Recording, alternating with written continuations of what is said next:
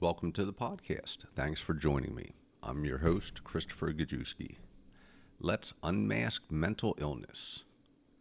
The first podcast of 2023 and hopefully the last from Tijuana. Yep, I'm still stranded in Mexico. Long story, but I'll be getting on the road by the end of this week. As you get the next one, I'll be somewhere in the United States. It's all about weather patterns now and sneaking into Minnesota or Philly or somewhere or another behind the latest storm late during the week.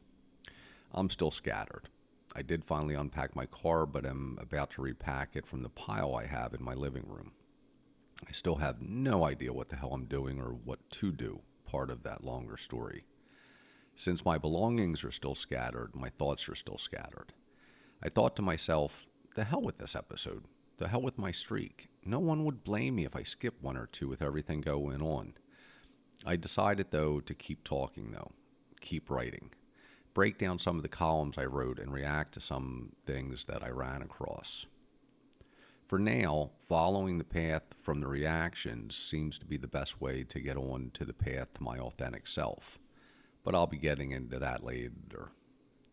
Now, let's get into the episode. Things tug at me. Thoughts and ideas push and pull at me. Some slap me on the back of the head. I'm reacting to the slaps. One thought just slapped me on the back of the head with the city of Chicago, wielded by an old dear friend, Regina. It was on a rooftop bar in Chicago in 2019 that I met with an old friend of mine from the University of Miami. It had been years since I had seen Regina, decades.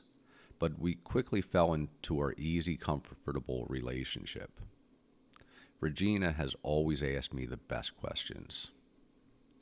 Why, she asked me at one point as we discussed life, do you call yourself a PWS, person who stutters, but also a depressive?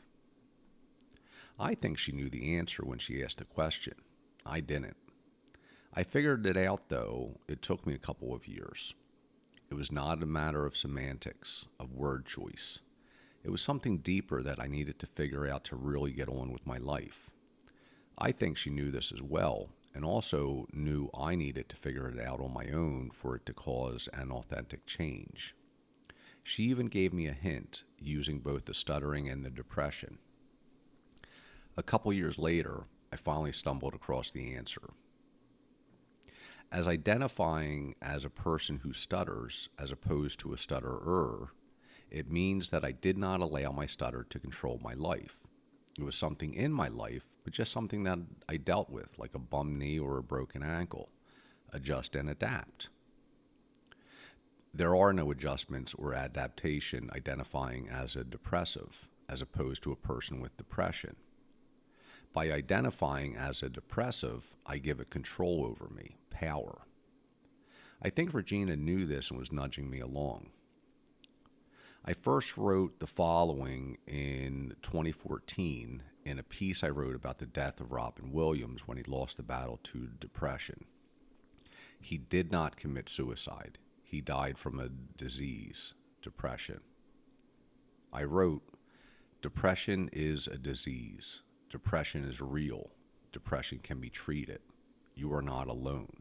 There is hope." I wrote it many times. I think it was only in 2022 that it really started to sink in. Hey, what can I say? Some of the more unflattering adjectives that can be ascribed to me at times are stubborn, dense, and resistant to change. In 2022, though, my dear Regina, I think I finally shrugged free of the mantle of depressive and became a person who suffers from depression. I still have a long road ahead of me, though. Now that I realize and understand and accept that I have an illness, I can begin untangling it from my authentic self. It's a start. The first question of many that I need to answer is, am I suffering from depression now? I can say with absolute honesty that I have no friggin' idea. None. I don't know. I talk about it in previous episodes and write about it in my book, hint, hint. Just as it is difficult for our loved ones to see the effects of the illness, it is just as difficult for us who suffer from the illness. It's not like a broken ankle with a cast wrapped around it. That's simple. The cast a visible sign. The swelling and pain I see and feel now a visible and tangible sign that something is wrong and I need to work on things. The ankle is healed, but I spent a long time in a cast, a long time doing nothing but sitting on my ass. I did the doctor recommended exercise bike a few times. I wore shorts, a very bad idea. My legs, side by side, look absolutely ridiculous. My left one is a monster, if I do say so myself. It's what I use to hobble and roll around for a few months, doing the work of two legs.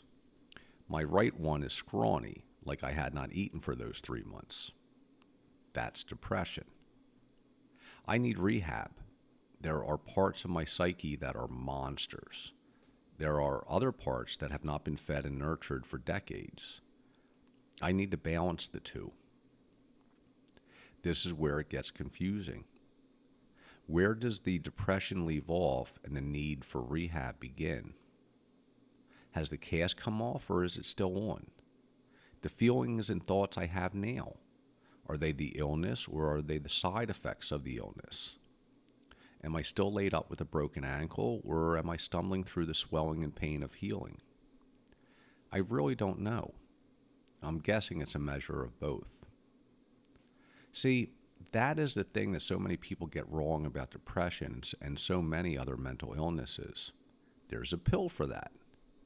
Yes, I take mine regularly. Many people think since you are taking medication, it's like magic or like aspirin for pain. Take the pill and everything is okay. Doesn't work like that. I talk about it in a piece I wrote a long time ago, a hint that I gave myself back in college that was actually published internationally. Dysthymia, the thief of happiness. You can find the article by following the link if you are reading the transcript, or you can find it on my website under articles. Dysthymia is a low-grade chronic depression. You need to have it for 2 years before you can be diagnosed with it. What does that mean? Yes, after diagnosis, you can begin treatment that will heal the damage. Take a pill. But there's still the scarring of living that way for a minimum of 2 years. Imagine if you have a cast on your ankle for 2 years. My legs look ridiculous after 3 months. Imagine what they would look like after a couple years. Imagine what my psyche looks like now. Even if the depression is gone, I still need to figure out what to do about it, how to live that way. I still find myself hopping now when I don't need to. Still find myself favoring my left ankle. I was told that the swelling and aches could last for a year. I need to rebuild muscles and tendons. Imagine if I had that cast on for decades. I guess this is where a psychologist would come in handy, the mental health version of a physical therapist. Depression is like cancer. Long-term, untreated, it is like a cancer that metastasized, sending numerous tendrils to infiltrate, wrap, and choke parts of my psyche.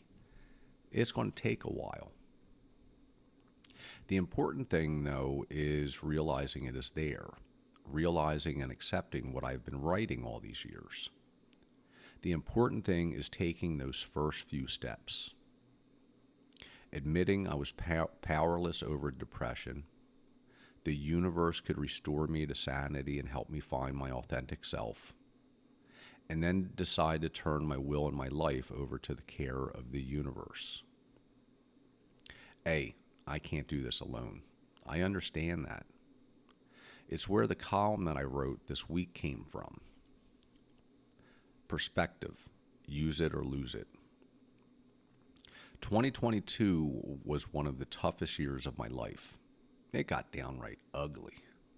I'll make the jokes and share the memes on Facebook because they're funny. But I'll also look back on 2022 fondly. It was the year I was fired twice, completely ran out of money a few times, and dipped far below the poverty level. I broke my ankle. Walked 3 blocks on the broken ankle with a half-trained dog in the most excruciating pain of my life. I got stranded in Mexico, completely helpless, had to beg. Totally fruitless 6-month job search. And I've spent the end of the year waiting for management to come through on their word to return my deposit so I have traveling money. My car has been packed since the 13th, all my life's belongings with room to spare. And those are just the things at the top of the list. I could go on. If all goes well, I'll be starting out 2023 on the roads in a snowstorm. What a great, awesome year. I really began to find myself this year after 51 trips around the sun. I started a podcast and found my passion for writing again. I met some truly wonderful people that have further blessed my life. I renewed contact with old friends and severed contact with unhealthy ones. I have purpose again, and within that purpose, I have found a measure of peace and happiness that I never knew existed. It's not a contradiction. It's about perspective. Yeah, the depression kicked my ass on many occasions, and still is, but I've learned so much about it myself and how it has influenced me. By learning about it, I have shrugged free from the hold it had on me. Well, I'm getting there. I now know the path I need to travel. In 51 years, I have never had such an awful one, emotionally, financially, and physically. In 51 years, I've never had a better one. No, I'm not one of those hippie type people. I'm definitely not the turn the other cheek type of person. The memes about appreciating what you have make me gag. Sorry. Through the lens of perspective, though, I find myself smiling at 2022. I really don't understand it myself. The only thing that truly bothers me about 2022 is the way that I broke my ankle. After walking away from train wrecks, car accidents, hurricanes, and other natural disasters, and many disasters of my own choosing, I broke my ankle walking my dog. It's just boring. It's prosaic, completely in contrast to everything that I am and everything that I've done. There are some lessons in that as well. But I'm sipping my coffee, greeting another morning. No, it's not my Hawaiian Kona, but it's not all that bad. I'm looking at another day of waiting, sitting in my chair. Live aloha. Be aloha. Be excellent to each other. Be excellent to yourself. My mission now, that I do choose to accept, mission not so impossible, is to learn depression, learn how it has infiltrated and altered me. I don't need to fix what is broken. That's another episode. Thank you, Dr. Ran Nibora. But I need to learn where those tendrils exist, dig beneath them, and find my authentic self. It's a journey, but perspective will keep me on the path, going in the right direction. A light bulb went off inside my head the other day. Things clicked. I'm seeing many end-of-year things. In my writers' groups, there's a lot of talk about writer's block and how to overcome it. A very long time ago, I wrote about it. In the short piece, Forward, this is the opening paragraph. The concept of writer's block doesn't hold much weight with me. I know there are ways beyond that wall if I but choose to take them. Music lifts me over it. Sex allows me to seep through it. Letters to friends gets me around the sides, and simple determination makes me hammer myself against it until it shatters and crumbles. And yet I have not written anything for over 2 years. Thinking about depression and writer's block and looking back on my life, I realized that what I wrote was a lie. Due to the depression, my life had become writer's block. I did not write that particular piece for 2 years for a few different reasons that you can find in the piece. But my attempts to write for the next couple decades were sporadic, disjointed, and never really focused. I'm still doing it, I realized. It is where a very short column came from that. It's where a very short column came that I posted in my writers group. 5 subtle hints of depression for writers. Writer's block can be a sign of depression in and of itself. When many think of mental illness, they think of the extreme forms. I'm on a journey through my mental health in my podcast, Let's Unmask Mental Illness, and I am learning about the subtle signs of depression. It is teaching me that depression has had a grip on me most of my life. It is teaching me about writer's block. On the Real Depression Project on Instagram, I ran across a series of slides about the subtle signs of depression. 1.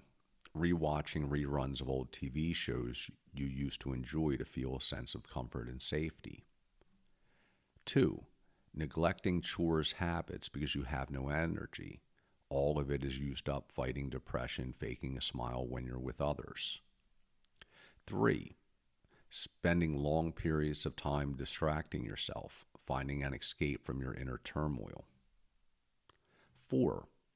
Planning out how you'd explain your struggle to others, and even typing it out via text, but then not following through with it because you fear being a burden or that you won't be accepted.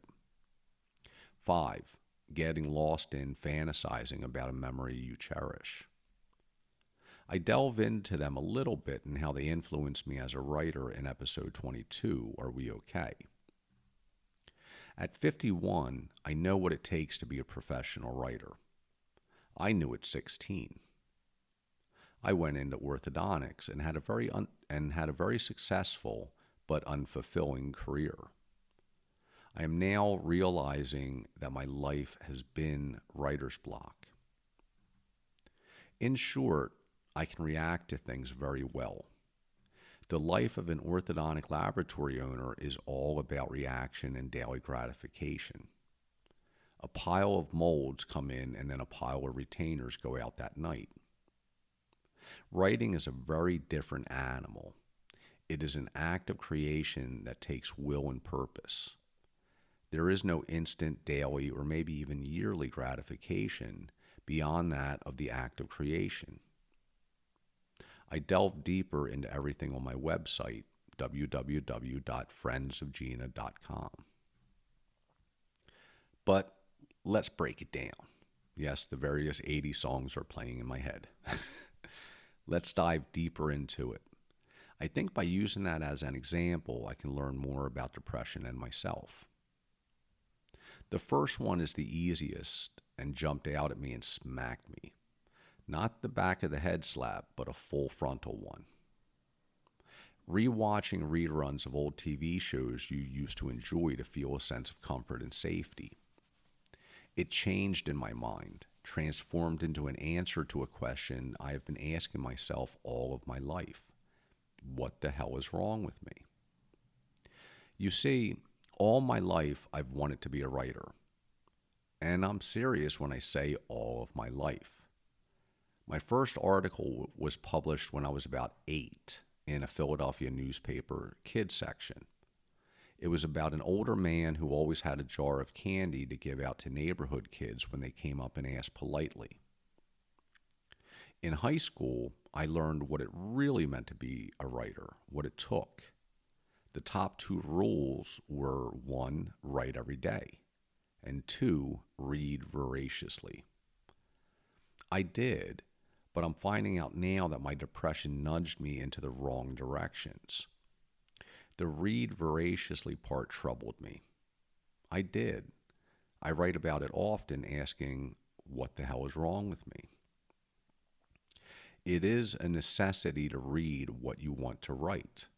I've always known I wanted to be a novelist in contemporary fiction and support that with articles on mental health.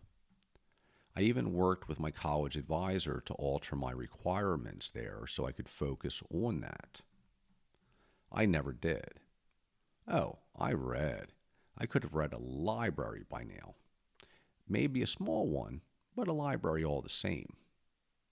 All the greatest works, all the newest works, every article appearing on health and mental health, and even the scientific periodicals. I didn't. I kept returning to the same fantasy books that I read over and over again, a genre that I enjoyed reading but had no intention of ever writing. Over and over throughout my life, especially as I picked up an old tattered book to reread again or replace with a shiny new one, I'd ask myself, what the hell is wrong with me? I know better. And then I would dive into Pern or Middle Earth or some other fantasy world. The guilt built over years. A few years back, maybe 4, I couldn't read anything anymore. There was no escape from me. I really couldn't read. Every time I reached for a fantasy book, I felt the lashes of should have. Every time I finally reached for something that would help me with my journey to be a writer, I felt the lashes of could have, of what could have been. It was the depression. Rewatching reruns of old TV shows you used to enjoy to feel a sense of comfort and safety. I found safety, security, and escape in those old fantasy books. I never put it together until I read that quote on the Real Depression Project. It was a subtle sign of depression I never realized until a month ago. The next slide from the Real Depression Project was just as revealing to me. Neglecting chores and habits because you have no energy. All of it is used up fighting depression, faking a smile when you're with others. Exhaustion I could understand. It was the extreme exhaustion that eventually led me to want to take my life. I was just so damn tired, soul weary, and aged far beyond my 49 years. It still bothers me in a way when I hear 50 still young. No, it wasn't. You don't understand. 50 felt like 250, and I could feel every single one of those 250 years, like I was stretched far beyond a human lifespan. Yes, I understood the extreme exhaustion of major depression very well, but what about simple weariness? The tiredness of coming home from work and not being able to do or not wanting to do anything. I never put that together with the depression. Writing is a chore, a habit that you must get into if you want to be a writer. I've been writing about it often, for decades. Yes, should have, could have, and would have are no-nos in therapy. But if you have a goal, they become essential. It's like if you want to be an Olympic athlete. You can't just sit on the sofa and eat Oreos all day and hoping. You need to train. Writing is the same way. Day after day, year after year, decade after decade, I was just weary. Not that soul-weary exhaustion, just tired. So I wouldn't write. I'd read my fantasy fiction, play computer games, watch TV, and hated myself for it. I had the time. I just never did anything with it. I neglected my chores and habits that I knew would make me feel more fulfilled. The third slide, spending long periods of time distracting yourself, finding an escape from your inner turmoil, goes with the second. No, I was too tired to write, to think, but I had the time. Even when I was buried in work, which I'm pretty sure I did on purpose, I still had time. I could have made that time. It was only 6 years ago that I finally started sleeping well, and that was with pharmaceutical help. The turmoil of the day began intruding into night. When I was not doing anything, when my mind was at rest, that's when it would really get going. I had started having panic attacks. The panic attacks would eventually intrude into my sleep. I would wake up heaving on the floor, panting and gasping. It got so I couldn't sleep. I was afraid to fall asleep. I was completely defenseless when I was asleep. Awake, I could escape. I could read in all hours of the night. I could work until I was exhausted. I conquered the world, demons, and old gods thousands of times with computer games. I watched all the old movies so many times I got sick of them. When my mom was dying, when I was told that there was no way she would survive this time, another long story as she was dying for 10 years, I couldn't even find peace and sleep.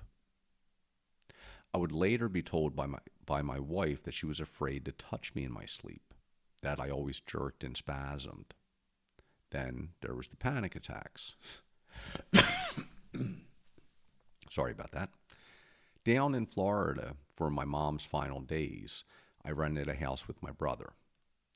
When he saw me afraid to fall asleep, he gave me a quarter of a pill, 0.25 milligrams of clonazepam. It did what nothing else had ever been able to do. It doesn't knock me out. It's not that kind of pill. It allows me to turn off my mind and sleep peacefully. After my mom passed and I returned home, my doctor gave me a prescription. I was amazed at the difference it made. My wife was amazed. I began to sleep peacefully every night and get a good night's sleep. Clonazepam is addictive. I want to add that because it's important. I've been on it ever since. I peaked at 1.5 milligrams and never had to go beyond it.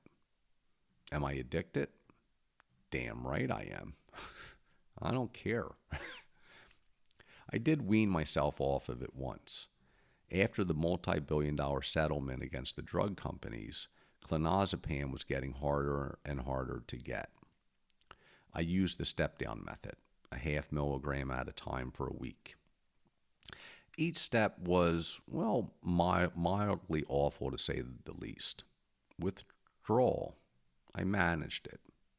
The doctor then tried me on just about everything else. Nothing else worked.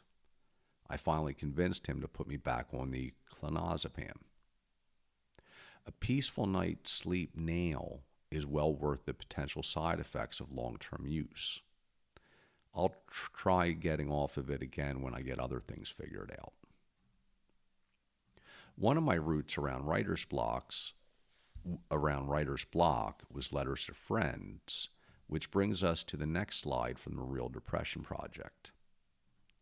Planning out how you explain your struggle to others and even typing it out via text, but then not following through with it because you fear being a burden or that you won't be accepted. Want to see my computer file on it? Hey, I'm a writer. Emails, no texts. I have an entire file filled with emails to friends, family, and people who I do not even know anymore. They're all unsent. I attempted to write a book about everything a few times. I could now make a book of the introductions to the book. I never actually got that far into the real book. There are dozens of introductions. I have written plainly and clothed it in metaphors. I tried it from every angle imaginable. Nothing I wrote ever gave me something solid to hold on to and write the rest of the book. To a writer, that translates to probably about a year or two of concentrated effort on books and articles. The attempt to explain the struggle became the struggle. It also drove me into a very informal style of writing.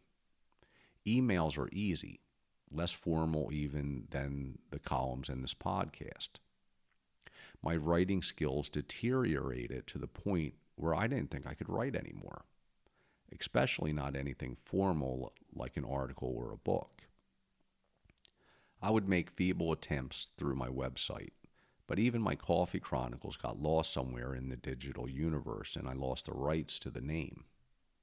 I did finally revive it as the Chris Chronicles. It was only on my journey to self-destruction that I really started writing again. Facebook posts became columns that became a book. It's not ironic at all. Think about the last part of the slide. But then not following through with it because you fear being a burden or that you won't be accepted. Who really gives a shit about being a burden or not being accepted when you're planning on killing yourself? Hell, I even lost all my anxiety. All. Nada. Nothing. I have a phobia when it comes to flying. It's never stopped me, but I am gripped by terror during takeoff and landing. I panic. I flew to both Alaska and Hawaii with no issues at all. I was at peace. I enjoyed the entire flight. If the plane went down, I didn't care. Trying to explain my struggle has now become my purpose, hence this podcast. Then there's the final slide. Getting lost in fantasizing about a memory you cherish. This was my specialty. It is still how I spend time, particularly the 5 to 10 minutes or so that it takes me to fall asleep at night or for a siesta. I have rebuilt my life from the ground up, paying attention to every detail. It is in the details where I lose myself and fall asleep. A memory becomes a what could have been if. I wrap myself in these illusions and fall asleep. Fantasies become my reality when I close my eyes. I have a lot of material. I am also extremely creative with an imagination that's pretty spectacular. Nowadays, I am trying to retrain my mind and thoughts. I try to move away from fantasies, though I do indulge in them from time to time. I step away from what could have been if and toward something scarier for me, what could be. I now fantasize about balance and hope, about this podcast and books I am working on. I fantasize about a new life these days. I push towards a path where fantasies can become dreams that can become realities. It's hard, so damn hard. It really is.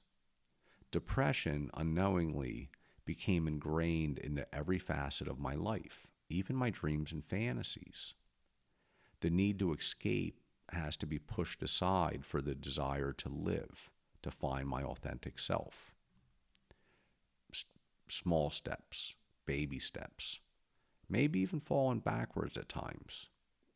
One day at a time, one episode at a time. And that is a wrap. Be kind to yourself. Realize and learn that your struggles may have more to do with deeper issues than you imagine. Take steps forward. You may be standing in place like I did and not even know it. Aloha.